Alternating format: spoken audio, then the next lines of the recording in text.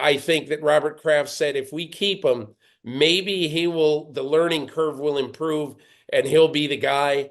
But sometimes you just say, listen, we got to go out and do everything we can to get Mike Vrabel. And I think that's what the Patriots will do. You're tuned in to the Ross Tucker Football Podcast, guiding your gridiron journey, none other than your host, former NFL lineman, Ross Tucker.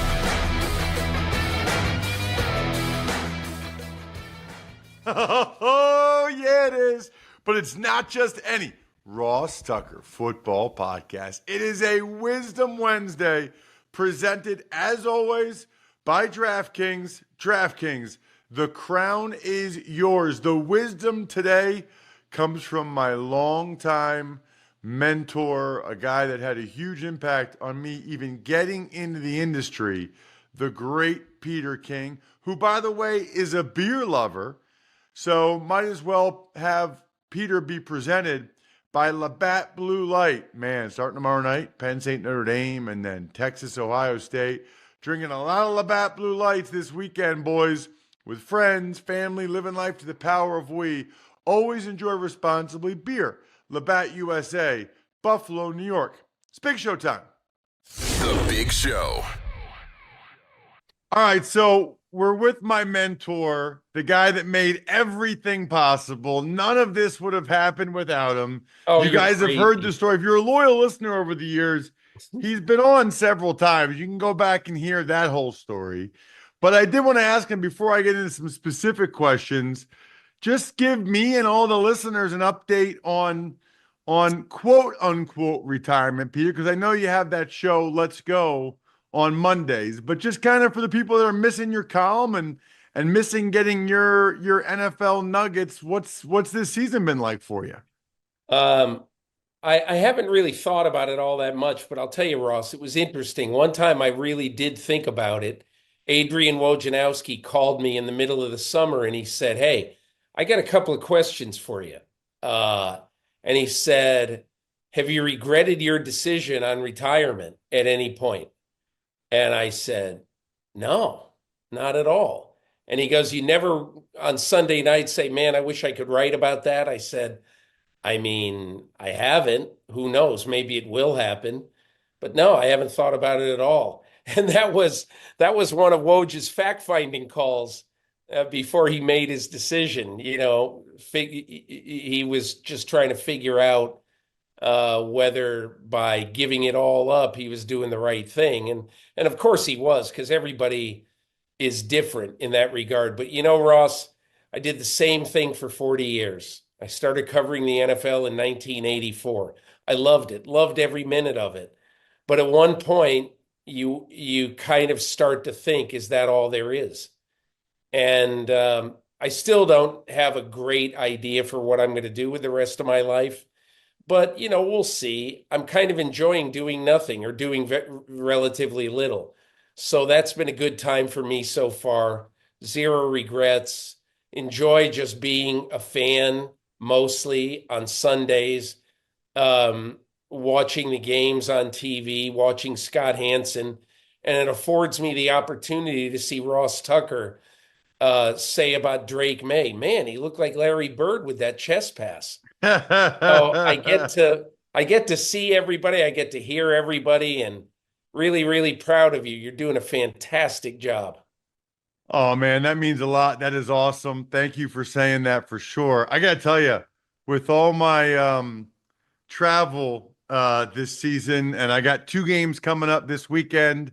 Although the travel's nice this weekend, Peter, you'll appreciate this. Yeah. Saturday, I'll drive an hour and 15 minutes from my home in Central PA to Ravens. I'm on the sideline radio for Steelers Ravens. Drive home with my family Sunday morning, go to church Sunday morning. Then I drive to Philly and I'm in the booth for Packers Eagles. That's about an hour 45 away.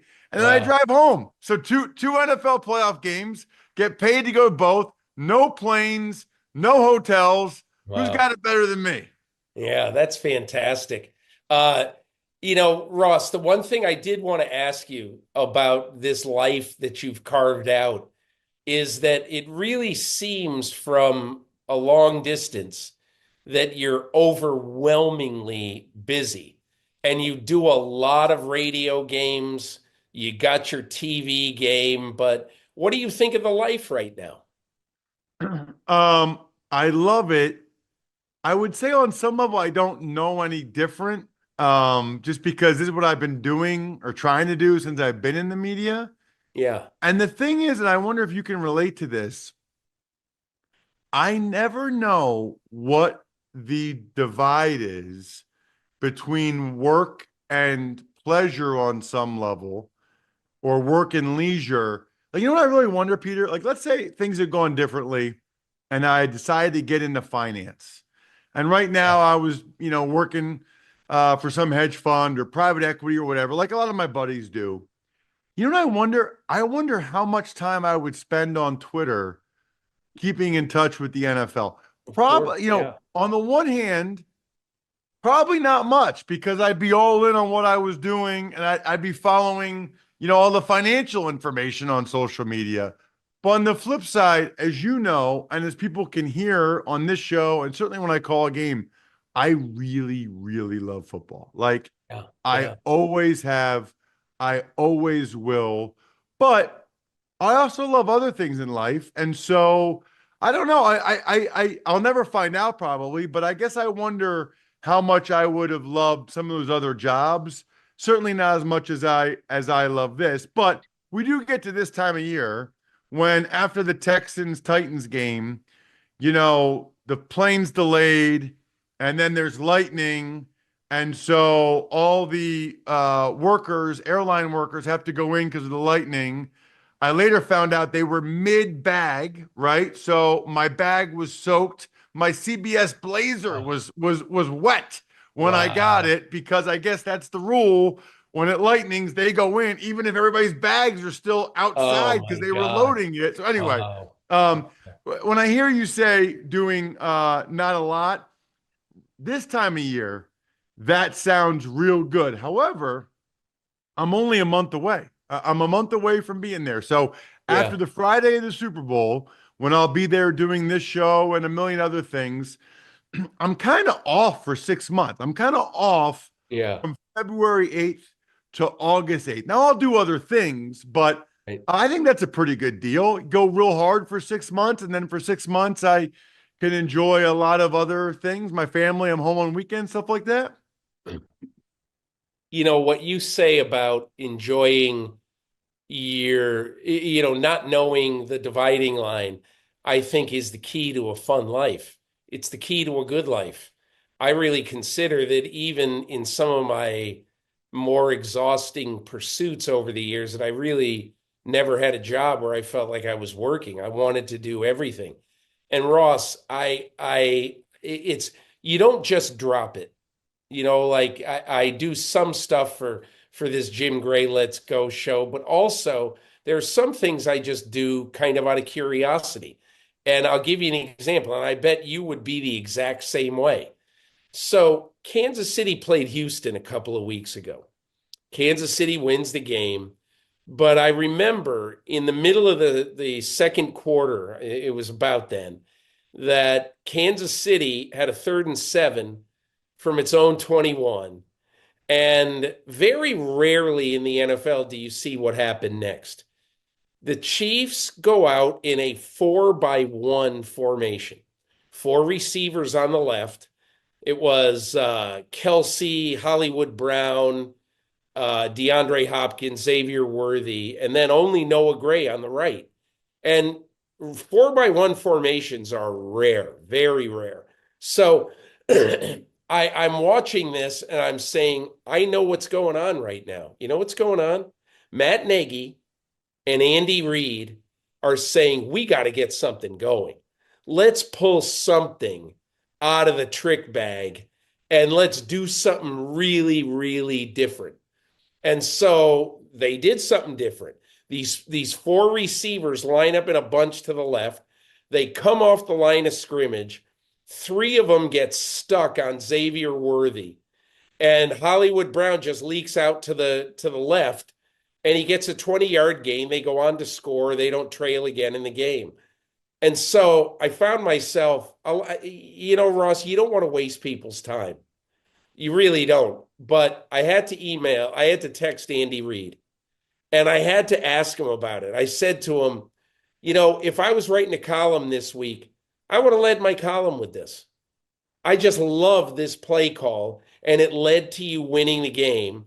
And was it your thought in the middle of struggling on offense that you wanted to create a traffic jam, so that somebody, he didn't know which receiver was going to leak free, but somebody would.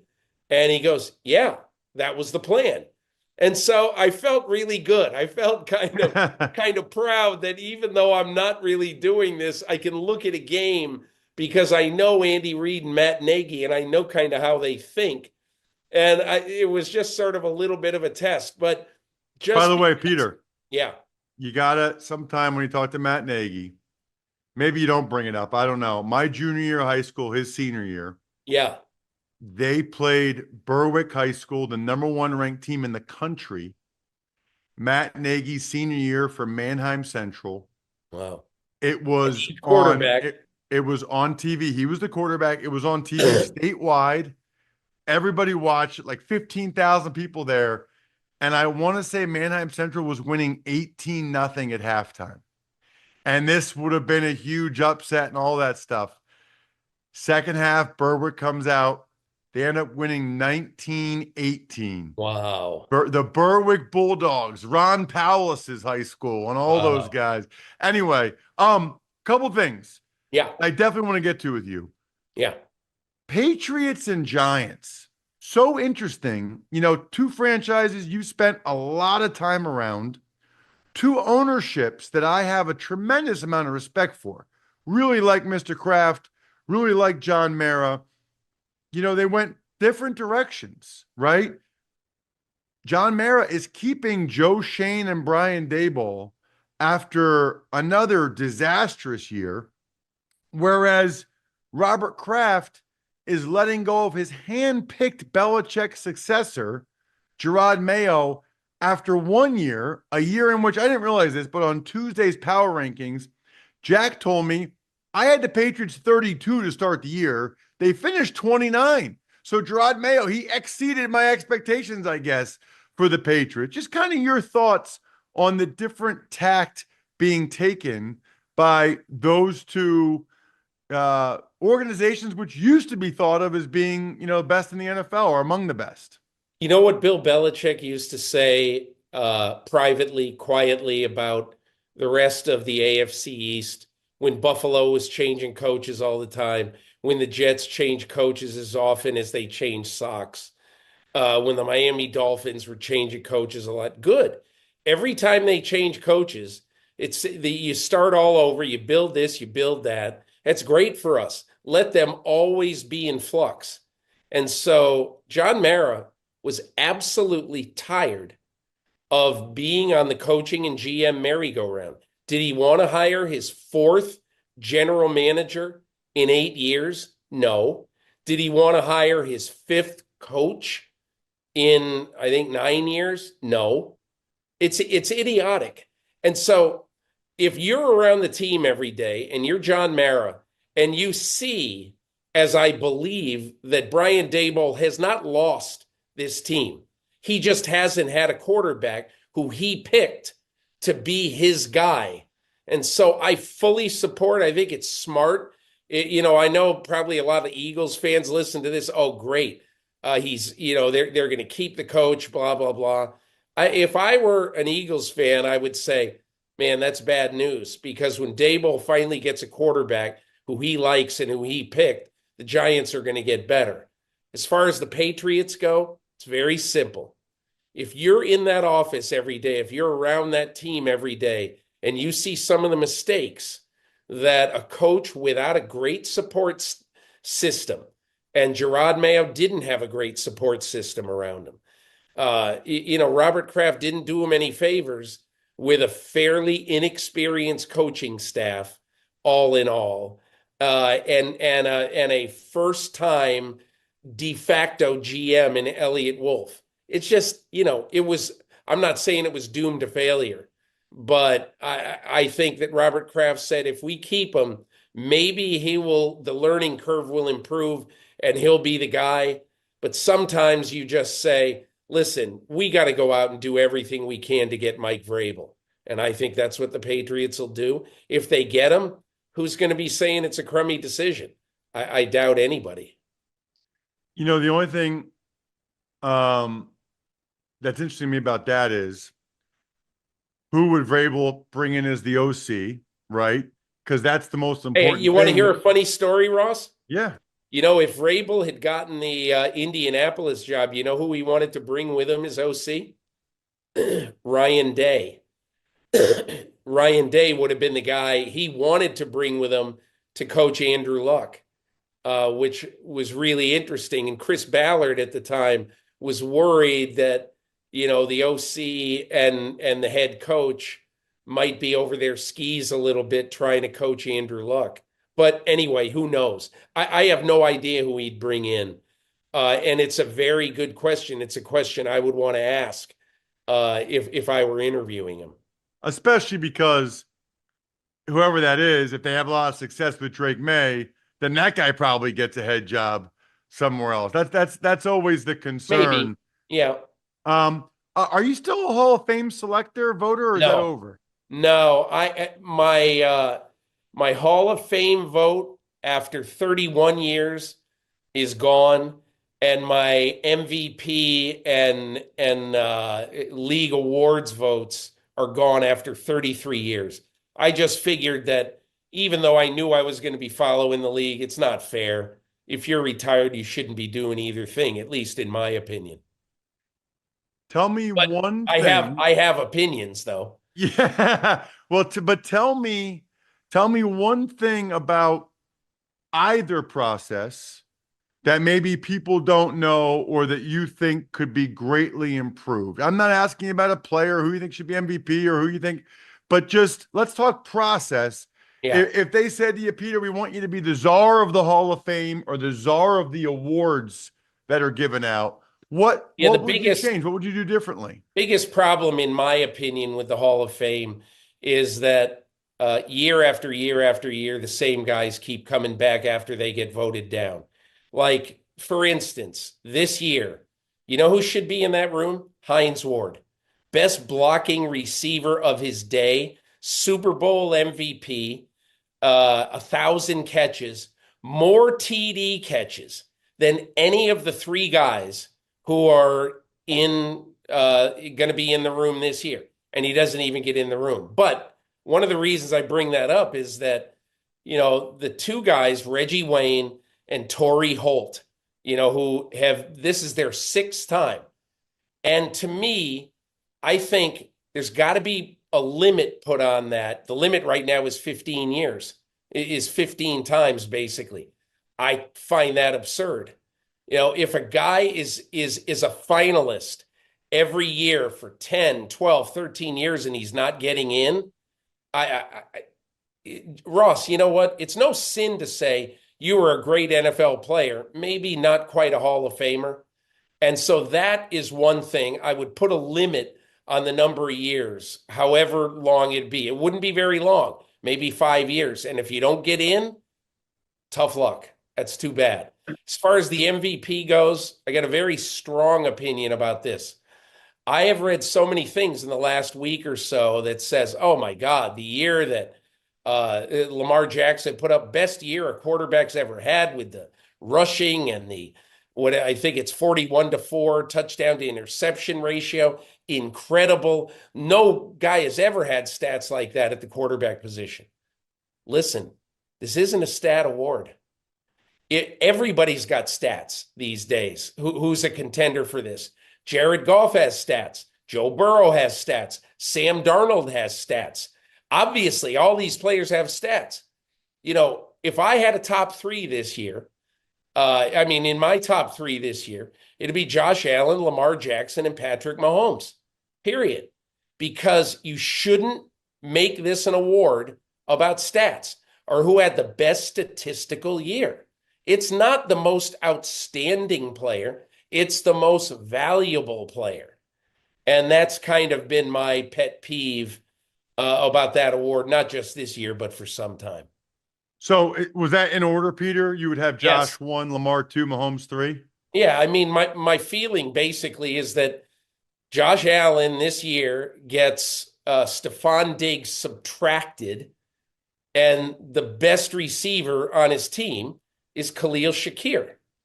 Whereas Lamar Jackson gets Derrick Henry added.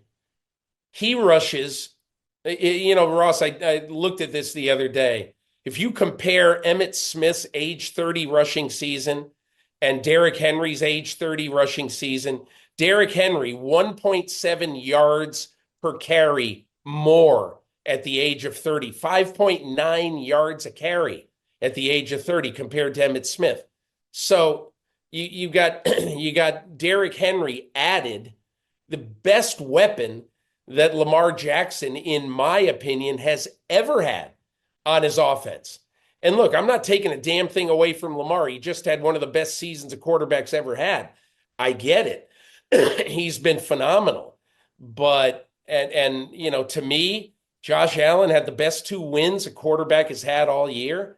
He beat 9-0 Kansas City with that incredible 26-yard scramble. He beat Detroit when Detroit was 12-1, put up 48 points. Now, you could say, well, their defense stinks.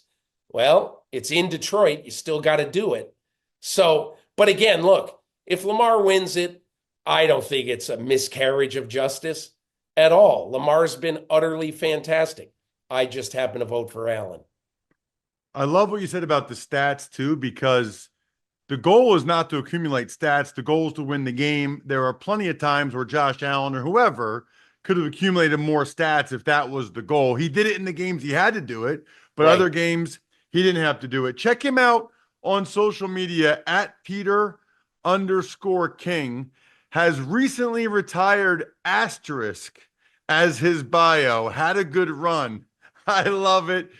You know what? It's pretty clear you're still paying attention. I always take notes for social media, and I had like 6 or 7. You're gonna light it up on social media with some of these comments. Peter, thank you so much for the time, man. Really appreciate it. All right. Hey, Ross, take care, huh? So it all leads up to this. I've been talking about Smirnoff all season because they're not only the official vodka sponsor of the Ross Tucker Football Podcast, they're also an official vodka partner of the NFL and Super Bowl 59. What I love about it is you can get the world's #1 vodka without breaking the bank.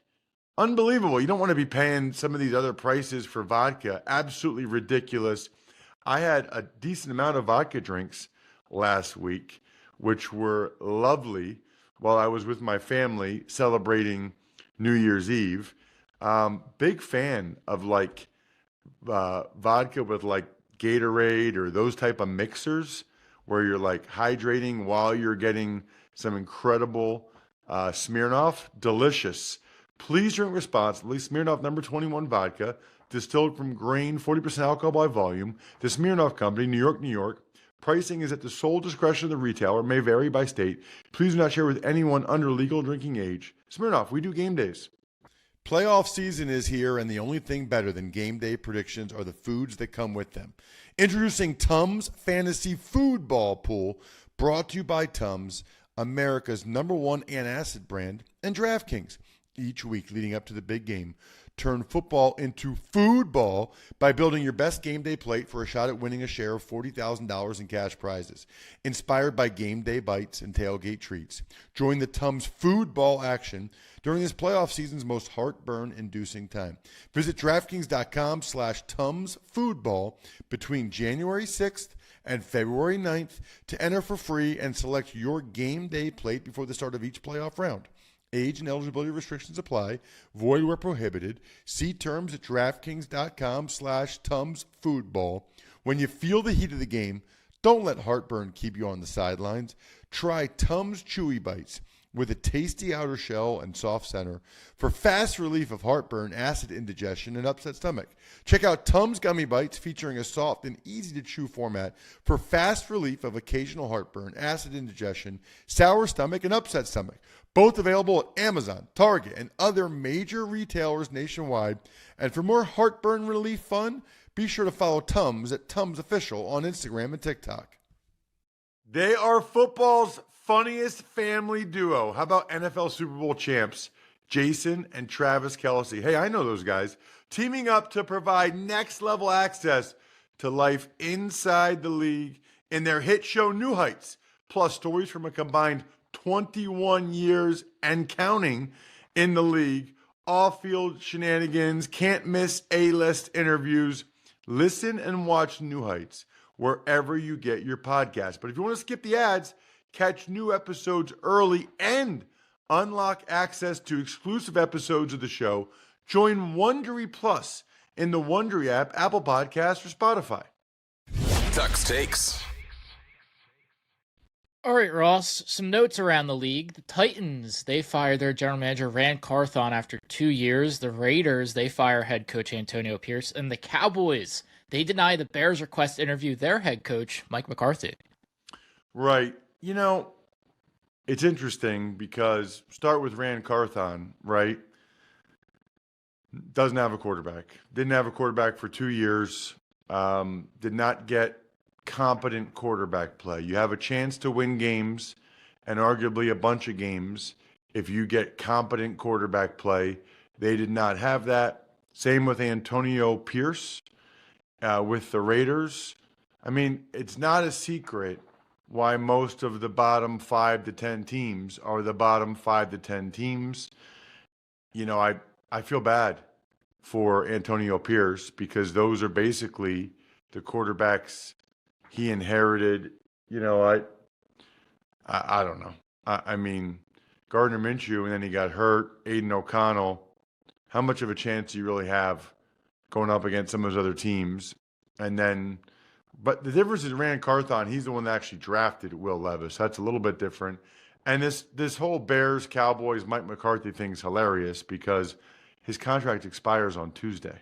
So it's like they're stopping him, preventing him from talking for 5 more days, 6 more days. A couple other notes in San Francisco. They fire their special teams coordinator, Brian Schneider, and also their defensive coordinator, Nick Sorensen. Supposedly they want Sorensen to stay on staff, just not in the defensive coordinator role. Not a great look for Kyle Shanahan on multiple levels, right? I mean, number one, he's the offensive coordinator. So he basically fired the other 2 guys, but not himself. And then also, you know, he fired Steve Wilkes after the end of last year, the D coordinator. Now he fires Nick Sorensen after the end of this year.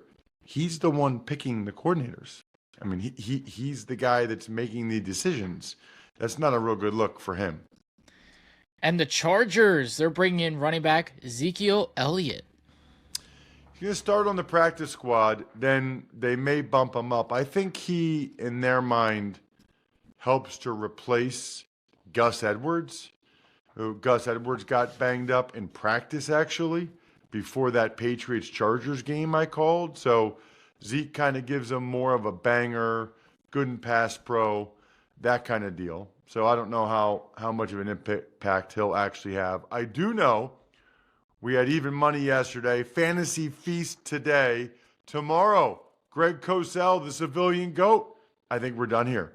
Thanks for tuning in to the Ross Tucker Football Podcast. Make sure to also check out Even Money, Fantasy Feast, and College Draft, all on the DraftKings Network on Samsung TV Plus, YouTube, or subscribe to the podcast on your favorite platform.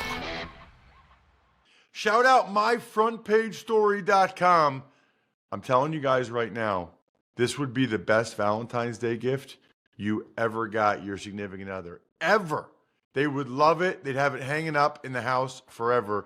And you get an autograph from me on a press pass or a picture or a card for whoever you want.